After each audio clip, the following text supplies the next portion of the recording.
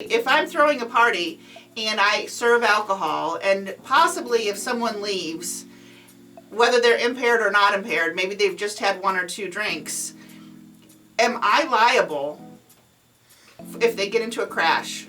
Generally, no. And that's one of the most common questions asked when throwing parties, is because you have bars sometimes can be liable under the right set of circumstances if they overserve, or restaurants or something like that.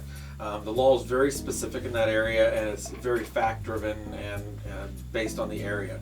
But homeowners typically are not selling alcohol, so they don't need to, they're not under the same restrictions that a bar would have or a restaurant. They are essentially inviting guests over, friends, right. And those friends are usually either bringing their own beer or using beer that's found at the house, but it's not being sold. Now, so that cover charge that I'm asking for with my hand out on the way in the door is probably a bad thing. Yeah, we'll talk about that privately. Okay. Might need a contract written up for that. I see. Okay. Generally speaking, a homeowner is not liable for what their guests do. Okay. Well, that's good news. And the other thing, let's take that one step further, because there are parents who will have underage kids in their home and know that they are drinking. Then maybe they take away their car keys. Let's say they're 17 and they know the kids are going to drink. If I willingly know that children underage are drinking in my home, do I have a problem? Well, if other children are drinking in your home, yes. Now, there is a small exception in law where you are permitted as a parent under some circumstances to allow your child to either have a sip or a drink or something like that, but they've got to be in your care. If you load up your child with alcohol and then they go out and get drunk, or they walk drunk, then they're not in your care anymore, and they could be underage drinking. But if they're actually like at a dinner table with you or at home or something like that, that might be okay. But if you are having other teenagers or underage drinkers over, then it's a problem, because then you're probably committing a crime, because they're not your children, they're not your responsibility, and that could be an issue. And I know that there have been cases, and parents think they're doing the right thing because they know their kids are going to drink.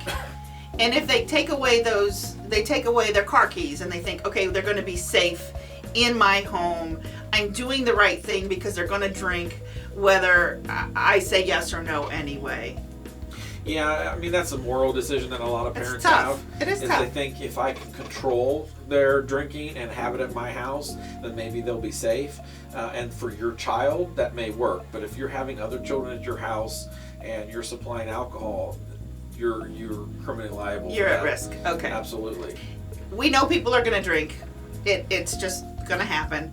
If you're at a bar or at someone's house and you decide not wisely to get behind the wheel and you get pulled over, then take it from there. Jason, what do I do? Jokingly, I say that Ubers are less expensive than my legal fee. Absolutely. And what's interesting is our culture has changed a little bit. I think courts become a little less accepting of OVIs because there's Ubers now. Before, you go to the bar, you drink a little too much, and you had to get a taxi. It's expensive, it's hard. Some places don't have it, but now Right. Uber is everywhere.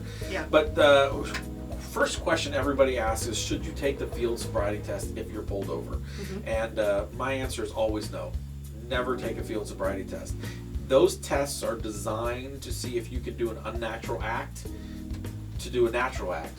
For example, you stand heel to toe or walk heel to toe. That's something very unnatural. You're never going to walk heel to toe unless you're... I can't do that right. sober. I fall over on myself. Exactly. I'm naturally clumsy, but yeah, okay. So doing that act is not necessarily going to show whether you can drive. Mm-hmm. And then it's all subjective, whether you made the appropriate turn or whether you lowered your leg, or it's subjective to the person watching you. So I always advise never take the field sobriety test because again, like you said, it's people that are sober can't even pass those.